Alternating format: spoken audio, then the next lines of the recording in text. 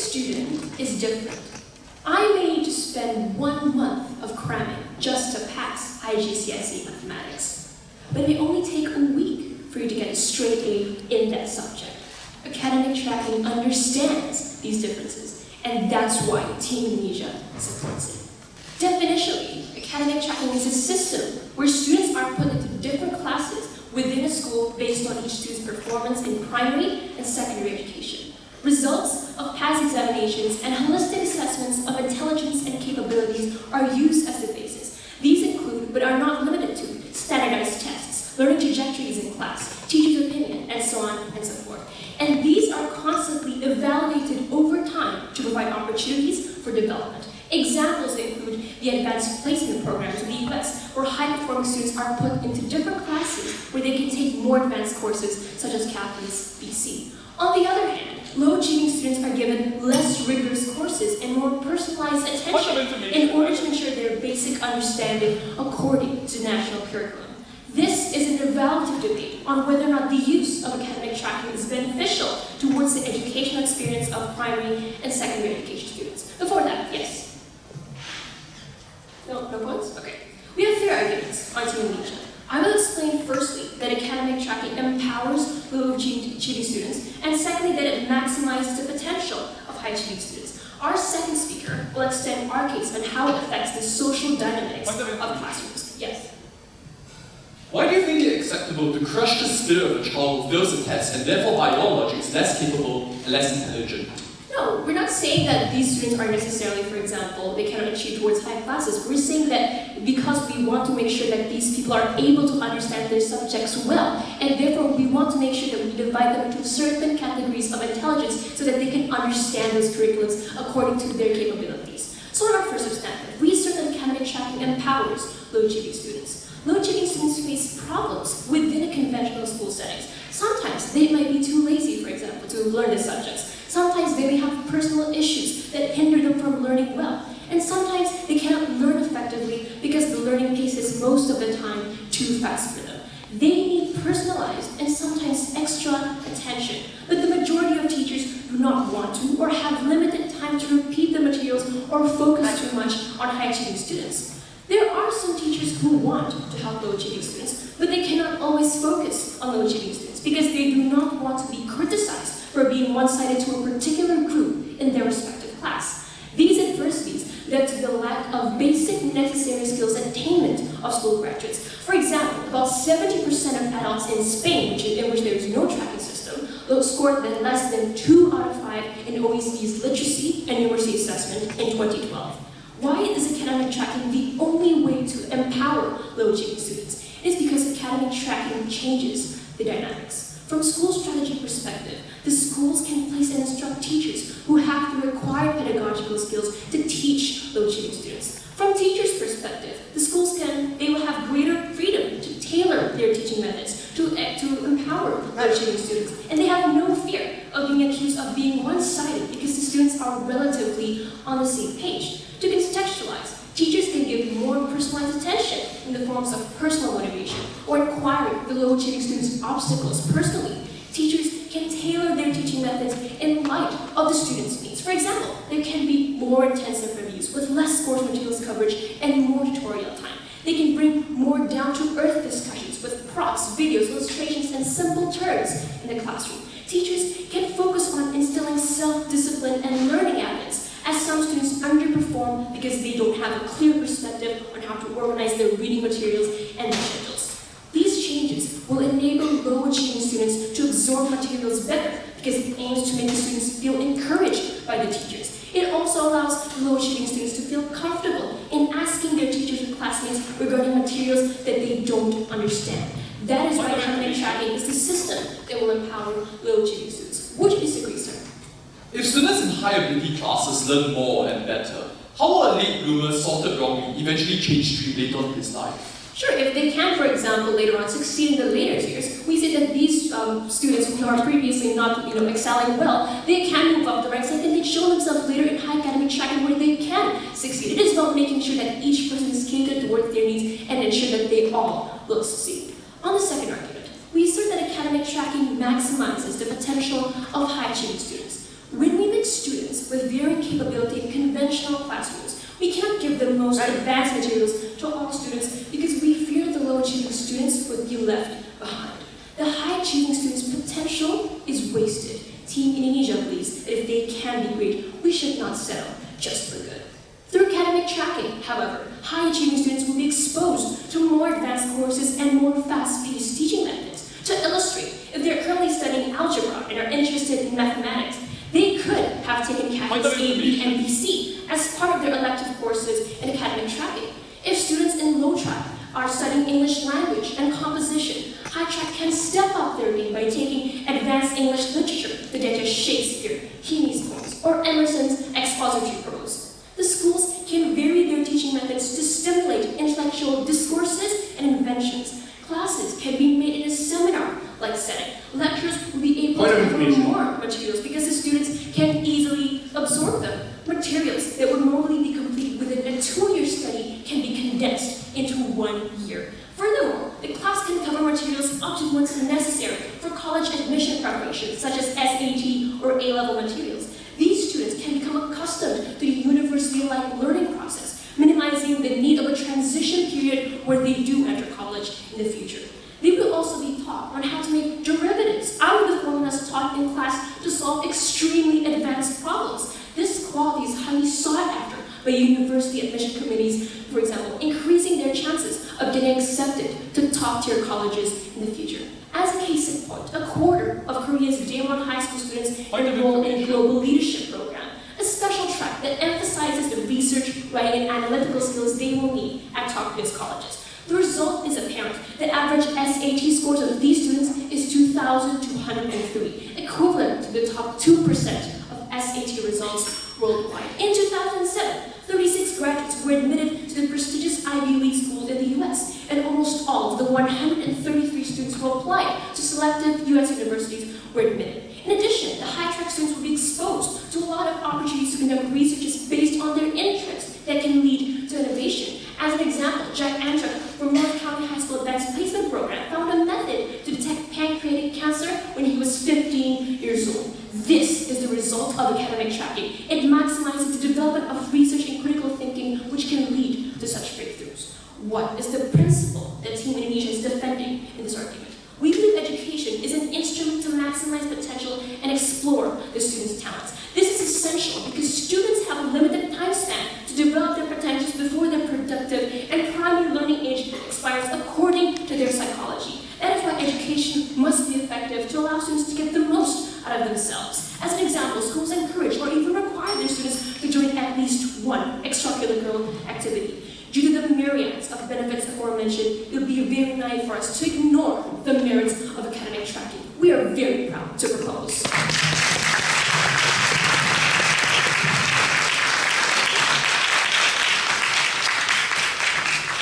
Speaker spoke for 8 minutes and 12 seconds.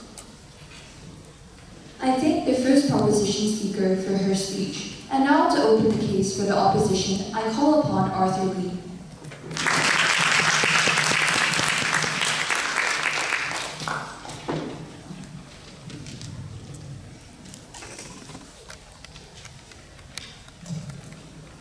On side opposition, we believe that a child is worth more than the sum of his grades. And that's why we don't support academic tracking in schools. What is our model? First of all, we oppose academic tracking in primary and secondary education. This means that students should not be sorted on the basis of ability into different classes or tutorial groups. Students can nevertheless choose classes out of interest. So for instance, a student who is passionate about the arts or the sciences, as they said, can sign up for specialized art classes if he so desires. We do not stand for the abolition of tests or examinations, but prefer they be used to measure performance rather than to stream students. This model has a track record of success in Sweden, which abolished academic tracking, improving career prospects and student grades across the board.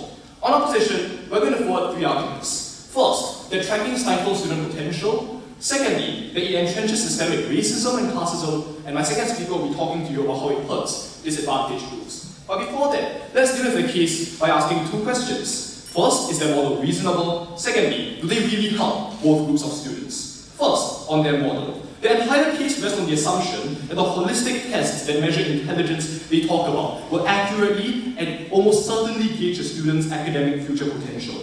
This is false. No test, even the SAT or the AP assessments in the USA, can ever predict a student's future performance, and the psychological indicators we have of children at a young age are incredibly imprecise. Why is this bad? Because it means their side disadvantages people like late bloomers, people who have the ability to succeed in the future, but currently through the problems of maturity, just aren't able to do so. They only reward people who are lucky enough to pass the test or able to game the system. Moreover, their side makes transferring between streams very difficult, meaning that it's very hard for a student in the future who improves to transfer between streams. The reason for this is that, as they told us, higher ability students will deal with advanced concepts like university preparation, like learning to solve pancreatic cancer, whereas low ability classes will be sorted into specialized teaching and repetitive worksheets on the basis of their teachers. This makes transferring between streams extremely difficult, causing inherent problems with their model. Now let's look at whether or not they help students. They evaded the question when we asked them whether the system will tell low ability students that they are not intelligent or holistically developed enough to be in a higher ability class. They said, it's alright because students need this attention. This is exactly the kind of rhetoric and exactly the kind of things that demotivate low ability students, that tell them that they are not worth it, because only with specialized attention can they succeed. People like side proposition, which tell low ability students that they can't succeed because they are lazy. Ladies and gentlemen, this is a fundamental problem that demotivates them from working to start with. So even if you have the best teachers offering specialized attention, they don't even have the motivation or the drive to start working. They said teachers on our side will only focus on high ability students in mixed classrooms. Why is that so? We think that it's entirely possible for teachers in mixed ability classrooms to also focus on their low ability students by arranging things like after-school consultations, for instance, by offering them extra tuition. We think that there are a whole range of measures that encourage helping low ability students in mixed classrooms, none of which we have considered. Let's dispel the myth that low ability students need specialized attention or specialized learning methods. We think these are exactly the myths that perpetuate the stereotype that they are able to succeed in education. We think that low ability students should have the ability to innovate as well, to be exposed to laboratory experiments, where they too can decide that they want to better mankind, where they too can decide they want to pursue their dreams. This should not be exclusively the domain of high ability students. What else did they say? They said, well, we need to teach high ability students university level education at primary and secondary school. This is frankly absurd. As I'll show later, this puts enormous pressures on them to live up to the title of elite. School should be about fostering childhood, fostering a love for learning, not about cramming them for university admissions. With that, I'm going to move on to my first argument about how tracking stifles student potential. The thesis of this argument is that academic tracking cripples the student's self-esteem in an irreversible manner. The foundation of this argument is that schools should not only pursue relentless academic achievement, but provide a safe environment for students' growth. Academic tracking crushes the aspirations of students classified into low ability classes. Students are led to believe that they are inferior human beings, that they have no right to interact with their more intelligent counterparts. They are told that their poor grades are so deplorable that they have to be hidden away in a separate classroom. This damage is egregious, as the child has not experienced enough of life to know that there is more to success than grades. That's why 1 in 4 middle school students in Japan suffer from depression and anxiety disorders, because they don't meet expectations. In fact, a crippled sense of self-worth almost always directly affects a child's ability to learn. This is where I respond to their point. Because he knows that he will only ever be the best of the worst. As he walks into the low achievers' classroom, his sense of inferiority is only confirmed. Under such circumstances of crushing self-doubt, he is less likely to strive in academics and more likely to give up. Those in high ability classes are not spared, since there are great pressures on them to live up to the title of elite under a system that falsely amplifies the significance of grades above all else. The young child in Korea knows he cannot slip up, because demotion to an inferior class could condemn him to a life of mediocrity in the eyes of his parents. Tracking is hence terrible for both low ability and high ability students. Why is our side better? Because students feel motivated to learn, as they aren't labeled as inherently inferior or superior. Even if some students might learn at a slower pace in mixed ability classrooms, they are likely to put in more effort on their own, such as by arranging after-school consultations, because they have the self-esteem and they have the motivation to continue. We don't deny that sometimes students will feel demotivated alongside their classmates. However, they won't feel innately inferior inferior because they are equals in the same environment. Yes. What makes you think that a single rigid approach to learning is going to work for all students? No, we think that teachers have a huge latitude in tailoring specific after-school consultations, even changing the tone of lessons to suit the needs of their class as a whole. So no, we don't think that we stand for a rigid system of learning. Our second argument is that their side entrenches systemic racism and classism, because tracking divides people along lines of race, class, and privilege. A system of tracking will inherently divide people along factors that correlate with academic success. It is an unfortunate fact that due to discrimination, disadvantaged groups like Latinos in America or Arab migrants in Europe tend to perform worse on academic tests. Because being disadvantaged means you have less access to tuition, to extra lessons that help you game the system. Parents have less time when working odd jobs to teach their children language skills. In light of this, tracking is terrible. Why? Because it creates classes and tutorial groups which are ethnically homogeneous, creating visual differences between races. In some parts of America, tracking has literally led to classes of homogeneous, privileged white individuals and lower ability classes, so-called, of Latinos and African American children. This breeds a sense of unique privilege in children of high ability classes, who believe that due to their privileges, they deserve to be there. Worse, it adds to the disillusionment felt by children of racial minorities. The worst possible thing you can do to an African American child in a lower ability class is to convince him that he deserves to be there because of who he is. Why is our side better? Because there is no sense of disillusionment felt by children of different minorities. We empower students to break the stereotypes that bind them. We allow the formation of friendships and interactions between students of different races, impossible if they were in different classes. For example, in the UK, before the use of tracking under the tripartite model in the 1980s, it was found that children had twice as many friends from minority groups than they do today. Side proposition to tracking creates a system where people are divided not just on the basis of ability, but on the basis of race. Because we should not demean students for who they are, we're very proud to stand in opposition.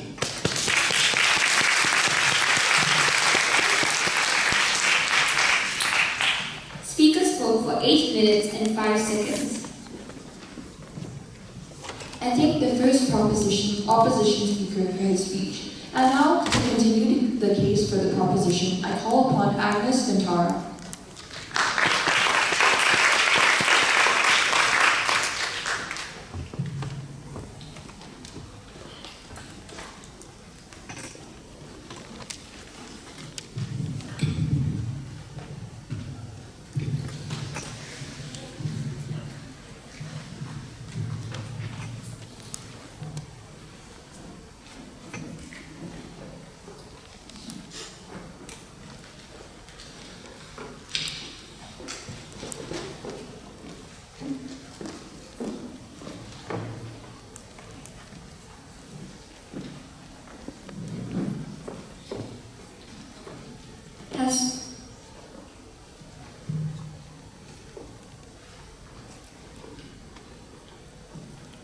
Team Singapore supports a terrible education system where the fast are forced to slow down and the slow are forced to speed up, a systemic loss to everyone. Thus, in defense of students from varying intellectual capacity, Team Indonesia supports academic tracking. I will extend the case of Team Indonesia by bringing forward one substantive argument about how academic tracking creates better social dynamic at class. But before that, let's take a look at what Team Singapore has brought in today's debate. I have several rebuttals. The first rebuttal is addressed on their idea about how academic tracking is going to hinder the capacity of low achieving students. We have several points. The first point is about self-esteem and motivation, and the second point is about laziness, and the second point is about the solution for late bloomers. Let's tackle the first point. They talk about how low achieving students will be ripped of self-esteem, but they have never explained to us where this self-esteem comes from. But however, in Indonesia, we believe that self-esteem happens when the students are able to understand the materials that are taught in the class. Unfortunately, self-esteem is going to be so much worse in a non-track class. Why? Because in a non-track classroom, the material is given in a really fast pace, and these low achieving students cannot understand anything that is taught to them. And the teachers keep on saying to them that, hey, you are bringing down the class, you need to speed up, you need to catch up with the others. We believe that this is, in fact, that will breed the self-esteem of these students. They will feel helpless, and they will internalize self-blame. They will realize that I'm just inherently stupid, and it's not the fault of the other people, it's my fault. And we don't want these attacks to self-esteem to happen to these low-achieving students. But we believe that if the problem is self-esteem, academic tracking is in fact going to solve the problem. Why? Because in academic tracking, we are creating a really positive environment for both high-achieving students and low-achieving students. In academic tracking, low-achieving students will be put in a class that is very supportive and competitive for them. For example, they will have teachers who are suitable to their needs. Teachers who keep saying to them that, hey, it's okay, you stumble once in a while, but it's very okay for you to take a baby steps before you succeed. We believe that this supportive self-esteem is absent under the case of Team Singapore. We also believe that in a non-track class, the pace of learning is very much more understandable for these students. They will realize that, hey, apparently I'm not that stupid. I can learn as well. It's not like those who are in a non-track class where I'm always left behind. We also believe that another factor that makes self-esteem better catered in Team Indonesia is the fact that when you are in a track classroom, you will have friends who struggle similarly with you. You have friends with whom you can relate. You have friends with whom you can console each other. And we believe that this is the perfect reason why self-esteem is much more catered in the sites of Indonesia. Will you disagree, sir? Do you feel better about yourself when you only understand the curriculum after it has been dumbed down to suit you? Firstly, we believe that we are not going to water down the quality of curriculum for these low-achieving students. They are going to still receive the basic attainment of curriculum, the national standardized curriculum, only that we will make practical adjustment by tailoring the teaching material so that these students are able to grasp the materials. Now let's talk about the point of laziness. We talk about how not all low-achieving students are inherently stupid, they are just lazy. We also believe that if the problem is laziness, Team Indonesia also better caters for this problem. Why? Because in a non-track class, the teachers will have less time to push these lazy students to work harder. However, in a track classroom, the teachers are able to give them a watchful eye, to keep reminding them that it's not okay for you to slow down on your study. And we believe that laziness is also better catered under Team Indonesia. How about late bloomers? You talk about how we are hindering the capacity of late bloomers. We believe that once these late bloomers are able to show their potentials, are able to show how they will be able to develop, they will be instantly moved to a higher track classroom. However, let's take a look at the solution that they propose. The proposed solution is obviously tutorial and after-school classes. We believe that neither tutorial nor after-school classes is effective. Why? Because you are wasting the time of these low-achieving students. They need a life outside of the classroom because they need a balanced life. It means that you cannot always push them to stay after school when what you could have done is to better utilize the time that you have in a learning environment. Unfortunately, they also forget that not every student has the incentive to go to an extra tutorial. Not every student has the incentive to take extra lesson. It means that the solution that they propose is really fake because when you are able to tackle these students to have them inside formal classroom, why are you waiting for them to seek for help? Therefore, the idea about self-esteem and low-achieving students false. Now let's talk about racism. We have several responses. Firstly, we believe that it's very assumptive and insulting for the first speaker of Team Singapore to say that just because you are African American, that you will not be able to be in a high track class. We believe that we have lots of instances where African American people and others from minorities are able to prove themselves to be as good as those who are white privileged. For example, we have Michelle Obama and Barack Obama and everything. We have lots of tons of people from ethnic minority who are role models, who are idols. It means that they have a really assumptive ideas. However, we also believe that even if these people are privileged, even if these people are not the majority in a high track class, we believe that tracking also better accommodates them. Why? Because if their problem is about language barrier, if their problem is about the lack of tutorial, we believe that tracking is the solution for them. Because in a track classroom, those who are in a low achieving class will be taught with more simple terms. The pace will be slower. It means that we are actually helping this ethnic minority so that they will be able to move on from their language barrier and any other difficulties in learning, and eventually their future will not be set in stone. At least our side creates a room for these people, ethnic minority, to improve rather than their side, who acknowledge that there is a problem but choose to ignore this, choose to walk away and turn a blind eye, and this is not something that Team Indonesia will ever be ready to tolerate. Yes, sir. Do you seriously deny the unfortunate reality that some races in some classes are, due to no fault of their own, more disempowered than others? I've told you that although there are possibilities of those who are in ethnic minorities to be in low achieving class, at least our policy accommodates them better because those who are in ethnic minority will be helped, they will be given language lessons, and we believe that this is something that Team Indonesia wants. Now let's move on to my own substantive point about how academic tracking creates better social dynamic at class. In a class, learning only from materials conveyed by teachers is often not enough. Sometimes we cannot easily grasp materials crammed up in seminar-like teaching styles, right? That is why class discussions are so integral. They serve as a chance for teachers to clarify misinterpretations of materials. It also allows interactive exchange of ideas to have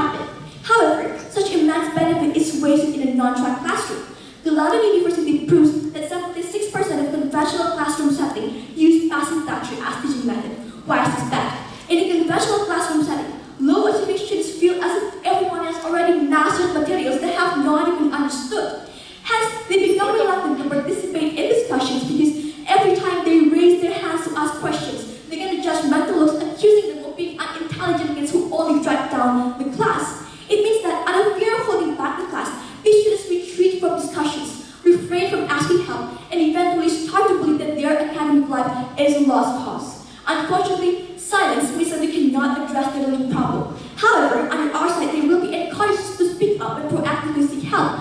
Why? Because their friends are relatively on par. They will not be ashamed to speak up. They will not feel unworthy of speaking up. Nor will they impose a feeling of self-blame when they repeatedly ask for the same grades. Slowly but sure, every discussion untangles one typical formula and steady academic progress is ensured.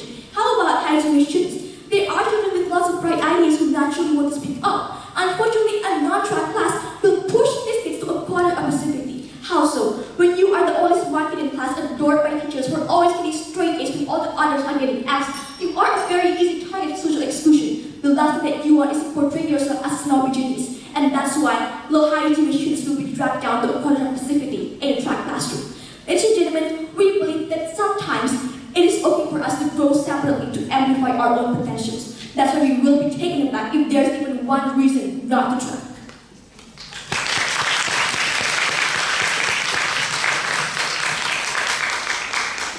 Speaker spoke for 8 minutes and 21 seconds.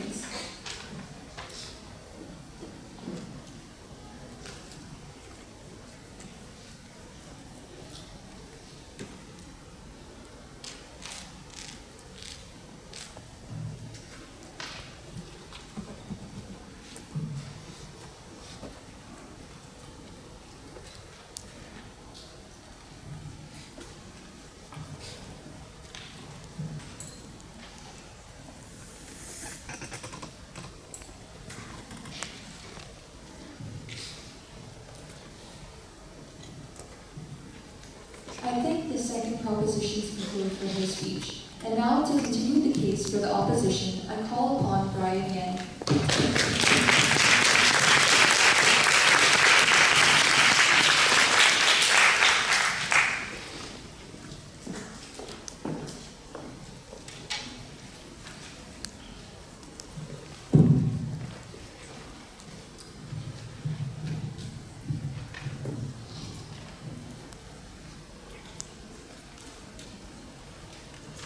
Everyone calls Singapore a success story in education. But behind our veil of success lies a rather unspoken truth that most of us may never have heard of or may never have seen. Every year, with the release of college results, school counselors are told to patrol along stairwells to prepare for the worst. Most recently and very unfortunately, a girl who scored 2 A's and 2 B's took her own life. To many of us, this might sound ridiculous because it is a grade that is much above average and is very commendable. But the problem is when you create an environment which focuses on academics, which focuses on success, and which tells you you cannot fail. If not, you will be wasting the potential of the high achievers. You cannot fail because you are too lazy, and we need to cater to the lazy people in low ability classes. That is an environment in which you create, in which team proposition never actually recognized, even till now. I'm going to look at this debate in 2 key areas. First, I'm going to talk about how we best help education, and second, I'm going to talk about how we best bridge division. First, how do we best help education? Their entire case was premised on one simple thing, that standardized testing does work. If we prove that it doesn't, for most of students, we already take down the premise of their case, and therefore, most of their case crumbles, because they believe that your future is not set in stone. We argue for late bloomers. We say that many students are late bloomers and standardized testing does not accommodate for this. They fail to respond to the nuance of this argument, which was that at a point in which streams move at different paces, it becomes very difficult to switch streams. I'd like to quote that first speaker, who said that 2-year programs will be condensed into 1 year. Do you seriously think a student from a low ability class whose teacher only teaches at a slower pace is going to be able to catch up with 2 years worth of syllabus in order to switch streams? We suggest a Hobson's choice exists here. Either you have enough standardized testing such that it becomes so often that people switch classes so much it becomes disruptive to their education, or you have it so unoften that people are unable to switch streams effectively and the divide becomes greater. The problem with their policy is clear.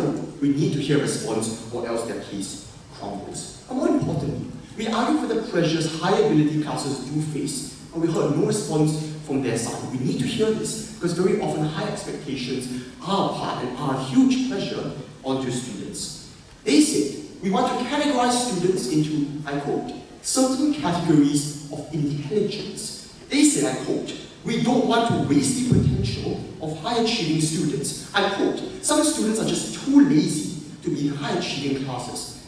Guys, let's just ask ourselves, what does this mean to a low-achieving student?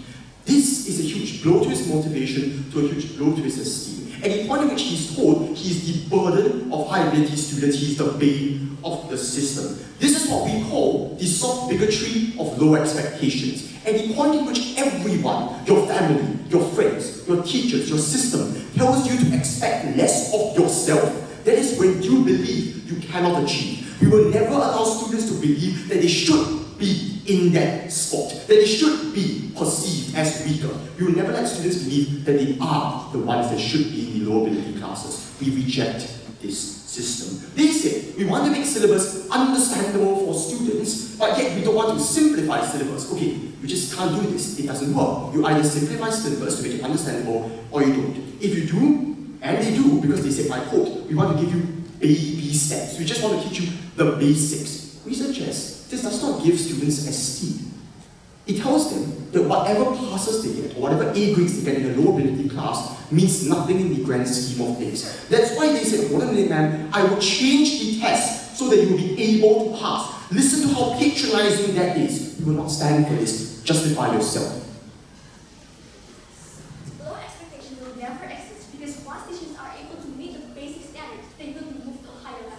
There will be an increase if curriculum given to them. Okay, so we already explained why it's very difficult because students are moving at different paces. So either you create a system of tracking that is so inefficient that pace moves at almost the same speed, in which case it isn't really maximizing the potential at all, so you contravene your own principle, or it is so drastically different that it's difficult to cross over. We already told you, as you said in your POI, teaching them the basics is patronizing and causes them to think less of every A grade they get. We will not allow this. Now, I'm going to talk about the second idea about how we bridge divisions very quickly. We argue that there is a visible race divide. They gave a very simple answer, which was that you have role models like Obama. Okay, let's think about it.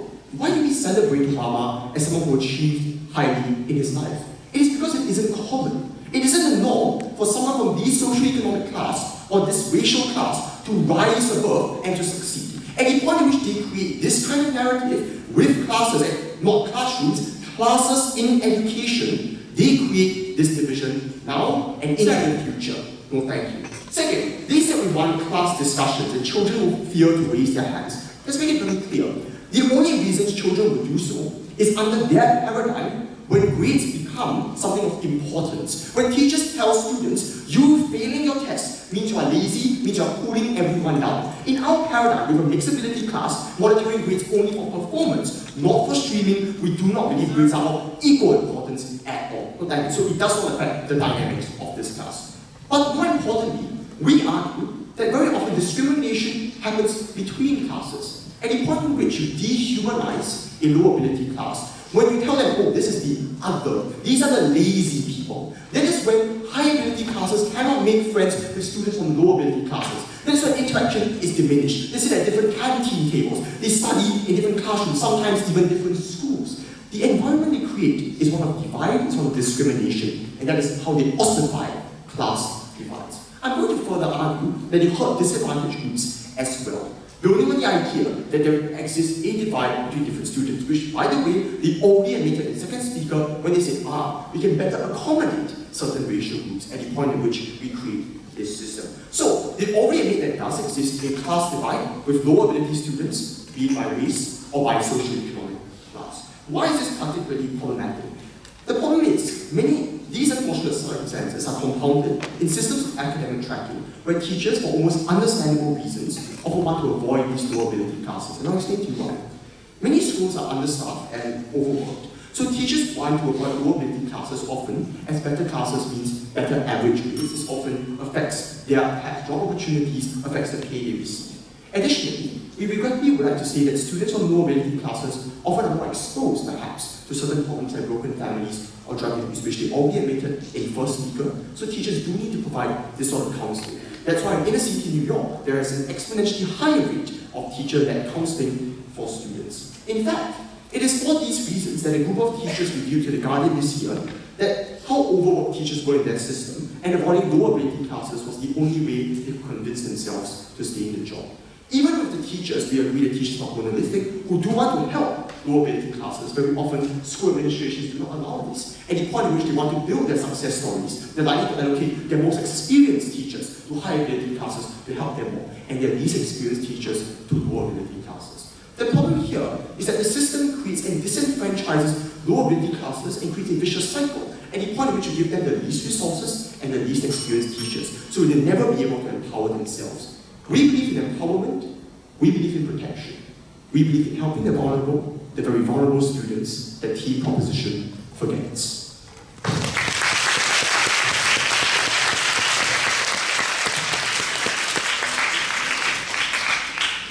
Speaker spoke for 8 minutes and 12 seconds.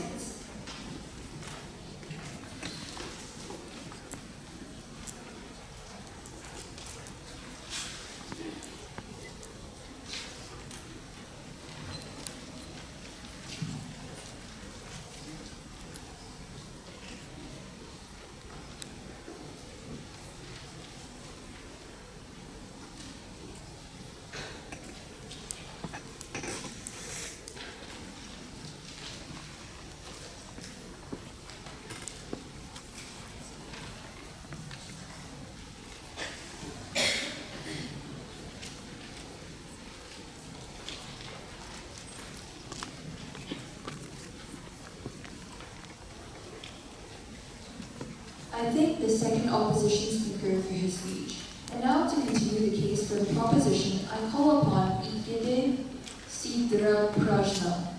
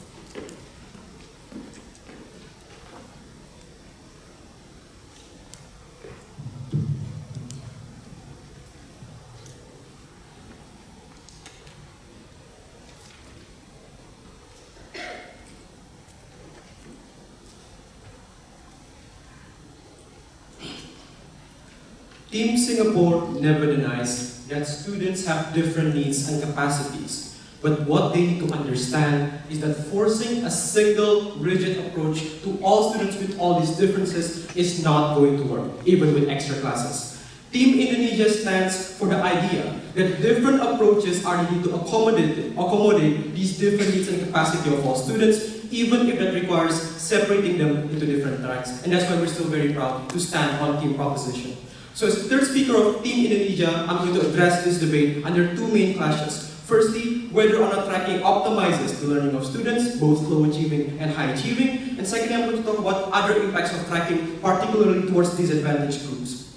Now, before I go into these clashes, allow me to rebut some very important points that needs to be addressed. How they keep trying to say that no test can accurately assess the student's intelligence capacity. Firstly, we already told you that these students will not only be assessed based on their grades. We're only also going to take into account teachers' input, for example, and which we believe that teachers' input is very reliable because teachers spend a lot of time to observe the students' learning. They know the capability of the student, they know the development and the trajectory of the students, and therefore they are a very reliable source of the students' assessment. No, thank you, sir. But we think when they try to deny the accuracy of this testing, that is an argument against testing in general. Because based on their logic, we should never assess students based on grades. We should never give them ranking, for example, or give them tests at all. That is wrong, because assessment is very crucial in education. They try to accuse us also that we are focusing too much on academics. But we see that we're talking about formal education, ladies and gentlemen, where the supposed focus is supposed to be on academic. But we are not eliminating extracurricular activities anyway, so the students still get the time and chance to explore beyond academic merits. No, thank you, sir.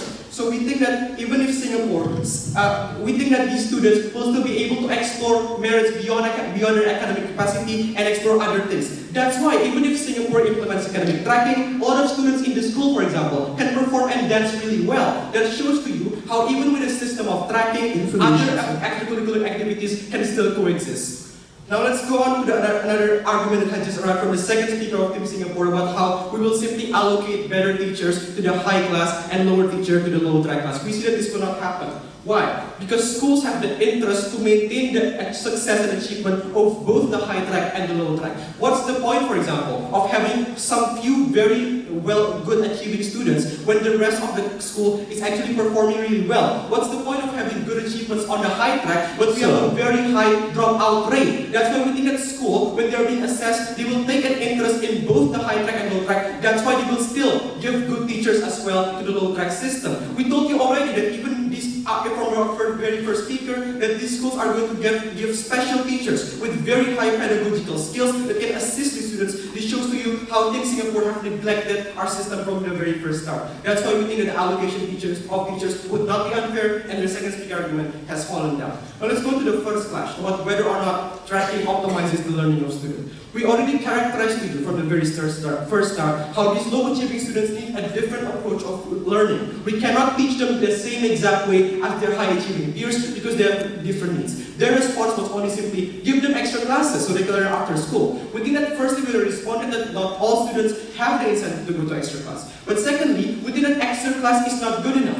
Why do we have to wait for the students to fail in their main class and give them extra class to remedy this failure? We see that this is not justifiable at all because it wastes their time of learning during their main classroom time. We think that Team Singapore's reliance, on extra class proves to you that they have conceded that these low achieving students cannot learn effectively in a conventional classroom, that they have to need these extra classes. But what does tracking provide? We provide them in a classroom, in a very main classroom time where students can learn and understand all the lessons given to them in the first time. So that the necessity for extra class will no longer be there and the students can manage their time more effectively, can spend their, because they do not need to attend these extra classes. We see that we have tackled down that point. But now let's talk about the self-esteem of students, a big point coming from Team Singapore. We think that self-esteem comes from two things. It comes from comparison, it also comes from the sense of accomplishment. We told you already that in a tracking system, these students will have a higher sense of accomplishment because they're able to actually understand the materials that are given to them in classroom. But also, the sense of accomplishment comes from being able to compete with peers in your classroom. We think that this is a very important source of self-esteem. It's comparison. Because in a tracking classroom, they're going to spend most of their time with students who have similar abilities to them, and then for most of the time, they're going to compare themselves with students who have equal capacity. This is very good for their self-esteem, as opposed to what happens in a conventional classroom. Yes, sir. Do you want a student who said he's motivated to learn after school lessons and consulting his peers, or a student whose self-esteem is so crushed that he has no reason to study? We do not oppose giving counseling in an extra class, but what we want is for the students to learn effectively in their main classroom, and if they want to take extra things, they can go to counseling. But why should they learn ineffectively in the main classroom, then give them this extra class? Why should they only learn when they're in extra class? This wastes their time when they're in the main class. That's why we don't think their point stands. Now let's talk about back to the self-esteem. They never actually proved to us why self-esteem is better on their side where there is no tracking. No, thank you, sir. Because labeling of students exists in both tracking and non-tracking. They still are going to rank these students, for example. They still are going to grade these students. The difference is when we are giving them this tracking system, we're building an environment where the students will not feel or will not be affected by negative labeling. We give them special teachers who will keep motivating them. They try to portray this situation where teachers will call them lazy and tell them that they're not good enough, but we think that teachers will not do that because teachers, when they're assigned to these classes, they have gone through education, they know all the pedagogical skills to know how to motivate their students and not discourage their students. And also about low expectation, still linked to teachers. They try to portray that these teachers will give them low expectations. But firstly, we think that teachers, just because they're teaching them in a different way, does not mean that the expectation is different. And we think that teachers are very flexible when it comes to teaching. So if they see their students, for example, are already complacent, are already achieving their expectations, teachers can simply raise that expectation and keep pushing their students. That's why the students will never be complacent in a low expectation class. We should not follow Singapore's portrayal of a rigid teaching system where the teachers cannot change their approach to their students. Yes, sir. At the point in which you make grades so important that you need to divide classes along these lines, why would this not colorize any and all other interactions that takes place in or out of school? We told you already that we're not only basing this divide point based on, we're basing this on holistic assessment. Therefore, their point does not actually stand from the very first words of their POI. And now moving on to the high-achieving students. They told us about how they will be pressurized. We think that when it comes to high-achieving students, ladies and gentlemen, they already know that they have a high capacity. They're already accustomed to competition and a very high expectations for them. And therefore, they will simply turn this pressure into a motivation. That's why in the school of Philip Exeter in the United States, for example, even if they're put in high tracks, they're still eager to compete for Ivy League, even if the competition for those schools are very, very cutthroat. This shows to you how a high-achieving student will not be harmed. But even if high-achieving student will be pressured, we told you that we do not oppose the existence of counseling for students if they have problems. But we think that this is a very personal problems that should not be a reason for us to oppose tracking. That's why we think that both low-achieving students and high-achieving students learn better. We take the first clash. Now going on to the second clash about this disadvantaged group in the society. They try to bring an argument about how this stereotypes racial minorities into lower classes. We think that this actually does the opposite. Why? Because when we have a tracking system in the education, we give them the platform to break the stereotype. Because when they see some racial minorities being placed in the high track, this shows to you that the stereotype is no longer true. This shows to you how black people can achieve better than the other races. And that's why stereotypes are broken. We take the second clash. That's why we vote for Team Indonesia. Thank you.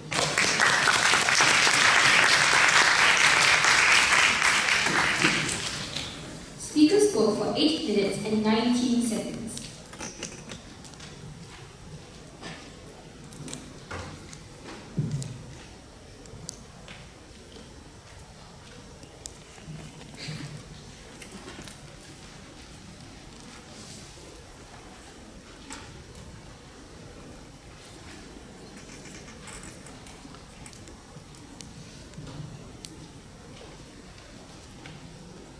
I thank the third opposition speaker for his speech. And now, to continue the case for the opposition, I call upon Ernest Goh.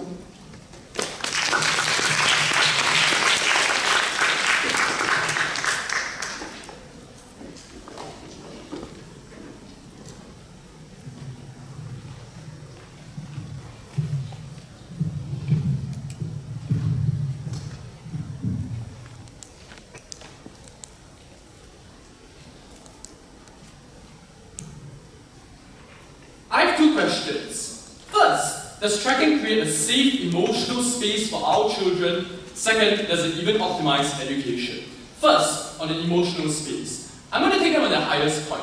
Suppose that they really do optimize education. Suppose that the grade A student with specialized university classes now makes the IDN. Suppose that the grade B boy now understands very, very basic mathematics. I will submit that this should not be our priority in this debate, because not having depression is slightly more important than getting a higher grade. The third speaker said, these are small and marginal problems. They're not a reason to oppose tracking. That's abhorrent. I think a child taking his life is a reason to oppose the system. And they've grossly misunderstood the harms of their system. So let me tell you what these harms are, coming from a country that really loves this stuff. A child gets a C on the year-end assessment. On this basis, and this basis alone, he's wrenched away from his friend of many years, just because this friend got an A. Because he's too stupid to hang out with the smart guys, so he needs to be in a separate class for stupid children.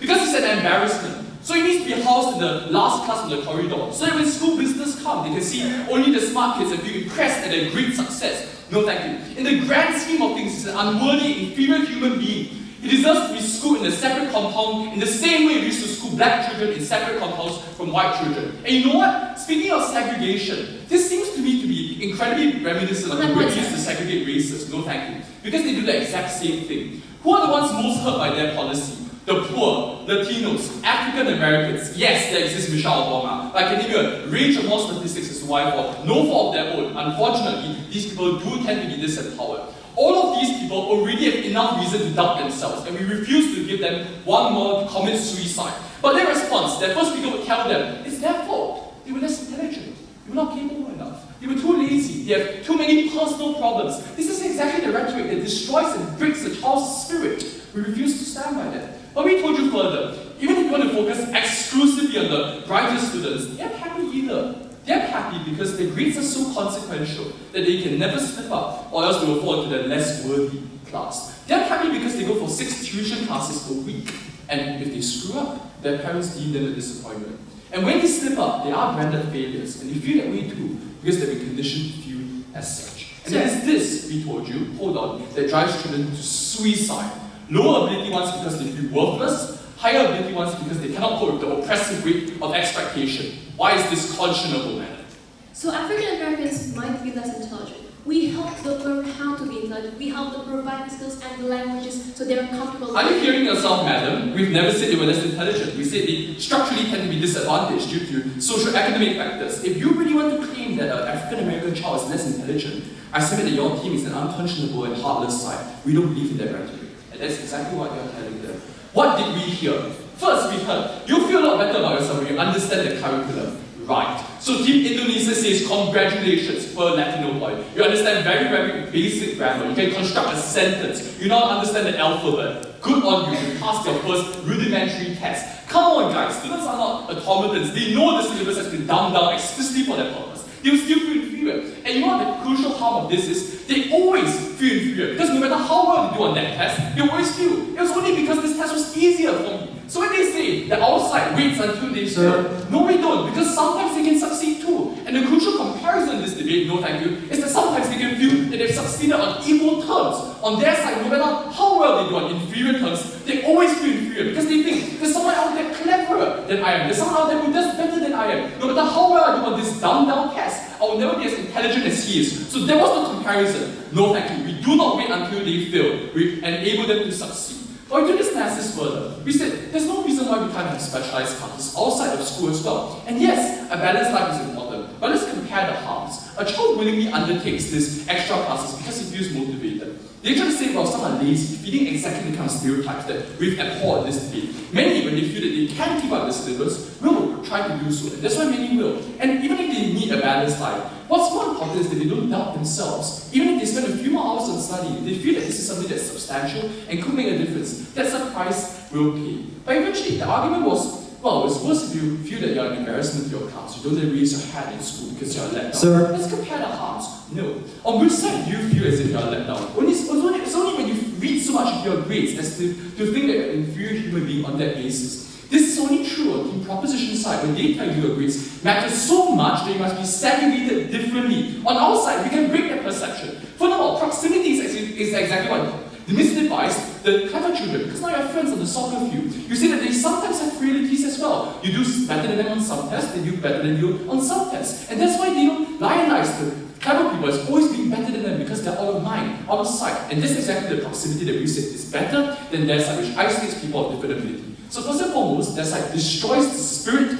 of a child. Even if they optimize education, I don't care. I think not having depression or being driven to suicide is far more important in this debate. But I'll take it on this ground anyway. How about education? Here are a couple of reasons why they don't do it better.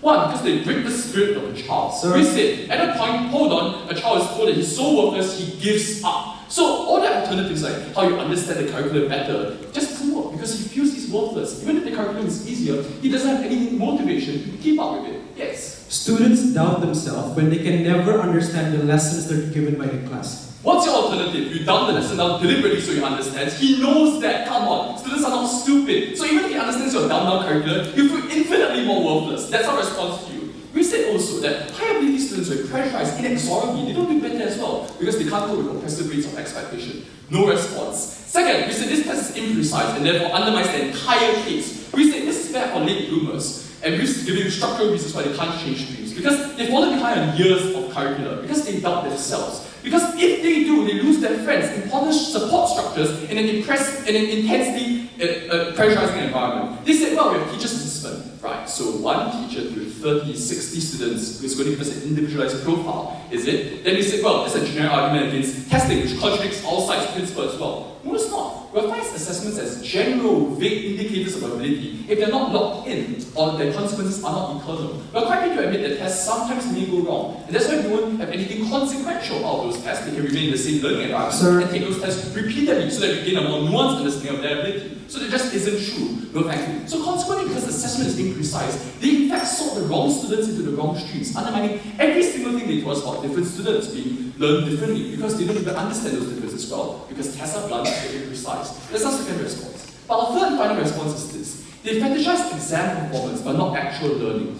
In fact, the first speaker was emblematic of this principle when his evidence for the track record of tracking was higher SAT scores, better examination grades. Do this really actually indicate better learning. They don't. It just means you're better able to cope with the rigors of a specific examination. For instance, my first speaker gets plenty of A's, but all of us who know him know he isn't really that clever after all. And that's why we suggested that it's exactly that thing that fetishizes exam performances, the extra A, that makes students think that what's important is the grade, not actual learning. In fact, they break down empathy, because that's supposed the educational model works. And rich students actually go to universities, and black students are left behind.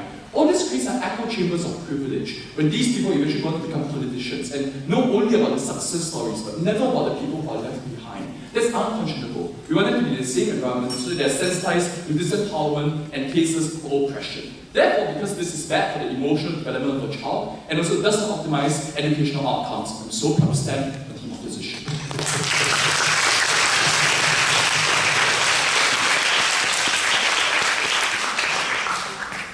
Speaker spoke for 8 minutes and 11 seconds.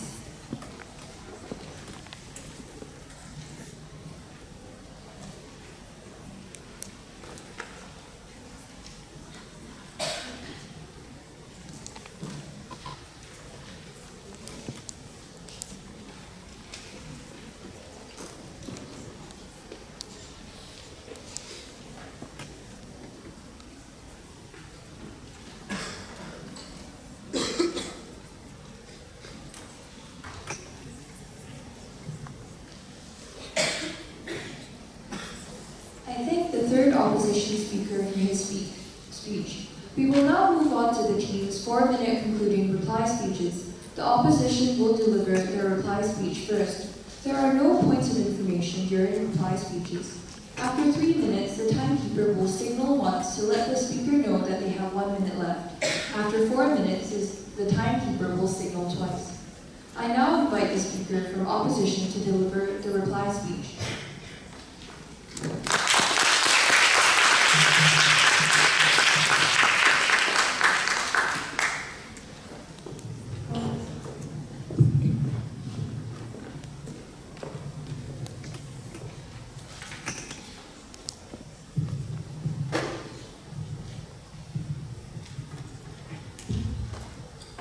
And let's look at the two worlds that emerge by the end of this debate, and look at how we help students develop emotionally and academically.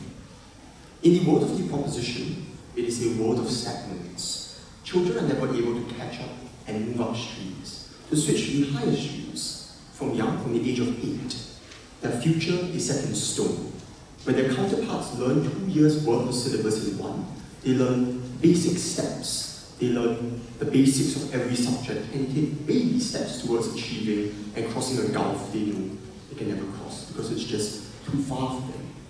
They set the future at an age of 8. Let me repeat this. They set your future at the age of 8, forgetting the late bloomers, forgetting the individuals who might be able to strive and succeed on equal terms. They were a world which was patronizing, where they told you they needed special teachers, where you needed special help, where teachers needed to moderate their tone, where you need to take baby steps in order to ever succeed. And you know what? They'll even tell you, we made your tests for you to pass. We made your test simple so you can get that A and feel a little better about yourself because you know it means nothing in the grand scheme of things. They were a world of facades where they tell you you were compared to people in your class. So, yay, you got the highest and your lowest ability class. But you know in your school, that means absolutely nothing because every single subject, every single test has been dumbed down for you to succeed or perceive they have succeeded. But students are not that naive. Students realize this, and that is the problem. Because when students do, they forget that the environment they created, the world that they created, is one that centralizes attention on grades and on expectations that students can never ever achieve. They were a world of pain, where they told you depression is a personal problem, and you know what? This is their saving grace. We have counselors. So, for the 1,000 Japanese students who kill themselves every year, they will tell them, this is not the problem of tracking. We have counselors. It is a personal problem. So go solve it yourself. This was a world of pain, where they hide behind the veil of high SAT scores and apparent success of the top scorers in the nation, and tell you, forget about those who passed away. Forget about them, because they were lazy, they were the weakest students. And trust me, our government tells that every time we have an election. They were a world of expectations, where the highest would never be able to fulfill their expectations and are pressured always to succeed. Any slip-up could mean you are downgraded and in the eyes of your parents forever mediocre. But the lowest suffer from the soft bigotry of low expectations. When everyone tells them to expect less of themselves, it becomes something that they believe and they internalize. And at that point, they no longer want to study. They no longer believe that they can succeed in any system of education. And they were a world that divided by class, not classrooms. They refuse to humanize individuals separating you into different groups. But most importantly, they were a world that lacked comparators. They constantly assumed the best of their system, never engaging with the realities of their system. It is not about students who learn well in low ability classes, because they don't. Because when you tell them to expect less of themselves, that is when they don't learn at all. Compare this to the world of the proposition, which allowed for success on equal terms, which allowed you to excel in the classroom and make friends with individuals from different backgrounds to recognize the strengths and weaknesses. And sure, you may score different grades, some of you may fail the test, but at the very least, tests and grades are no longer the focus of education. They are no longer the focus of your life. We believe you should have a balanced life and not just think about tests every second of the day. We refuse to fetishize examinations and to cite SAT scores as our top priority. We're happy to say that in countries like Sweden, perhaps happiness is what we fight for. At the end of the day, it's very clear. At the point in which you sum up a child's worth with the sum of his grades, you damn him. You damn him to a life of inferiority. You damn him to believe to expect less of themselves. We'll never allow students to suffer like this.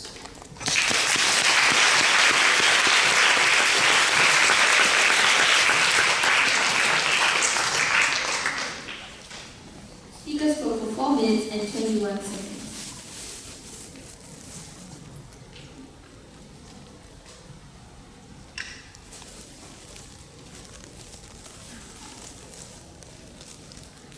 And now to conclude the case for the proposition and the debate as a whole, I call upon the speaker from proposition to deliver the reply speech.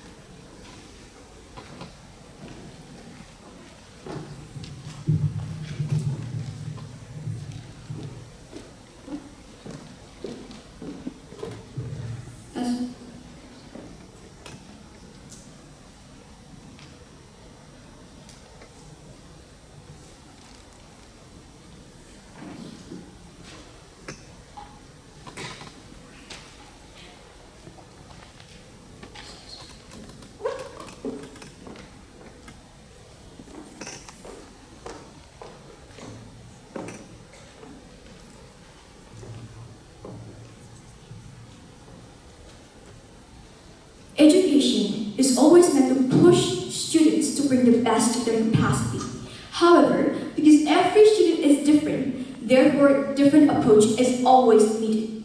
Team Indonesia believes that this is a real goal of education that Team Singapore always debates, that Team Singapore always dodge, and that they never be able to encounter head-on. We believe that their policy creates a lose-lose system when you are telling the barely breathing, low-achieving students to keep walking, to keep keeping up the pace with everyone when they need rest. On the other hand, they are telling the high-achieving students to walk, to just keep up with the rest, when they could have been running, when they could have been sprinting, when they could have been marathoning. We believe that a non-track class creates a lose-lose system for everyone, but Team Indonesia is here to tailor the needs of everyone, to cater to students from different ends of spectrums. Therefore, we should take this debate. There are two clashes in this debate. The first clash is about, is it justified to separate students between classes? And the second clash is about, is it in the best interest of low-achieving students and high-achieving students? Now first, let's talk about, is it justified to separate students between classes? We believe that the answer is yes.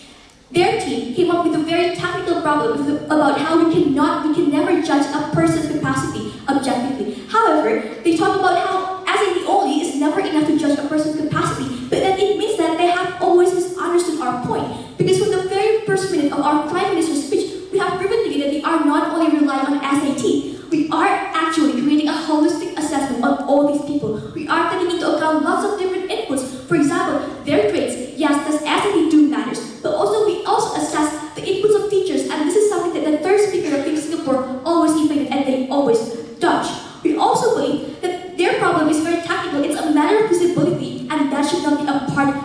spade. Why? Because regardless of whether or not it's possible for you to objectively assess a person's capacity, their policy, their side, never proves to us why it's unjustified, why it's unethical to separate students between classes if we are doing this in the best interest of all these students. We also believe that the second point about in the point of justification is about race. They talk about how racial minority will be disadvantaged. But in my second speaker speech, I've proven to you that it's very assumptive and naive for them to simply say that all who are minorities are unable to keep up, that all who are minorities will be trapped in a low achieving classroom.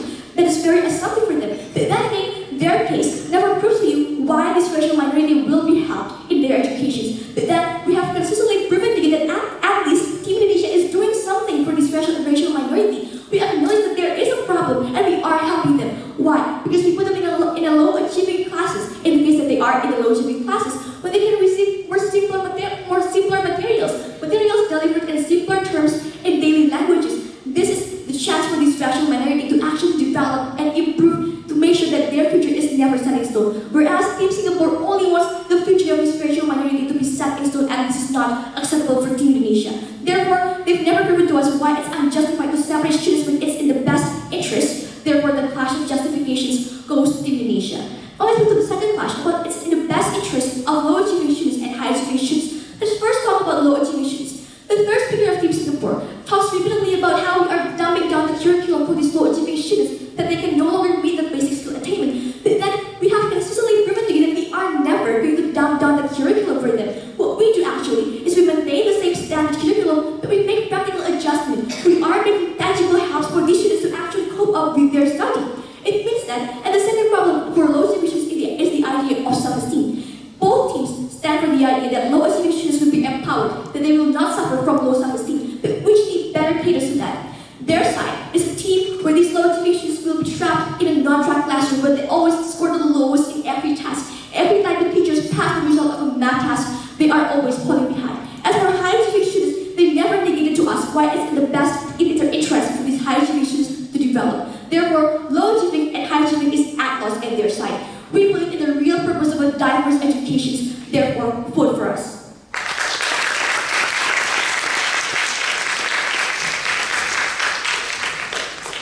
Speakers spoke for 4 minutes and 17 seconds. Ladies and gentlemen, the adjudicators will now complete their score sheets and retire from the room to discuss the debate. They will return shortly to announce the result of the debate. Please stay in this area and do not disturb the adjudicators while they are conferring.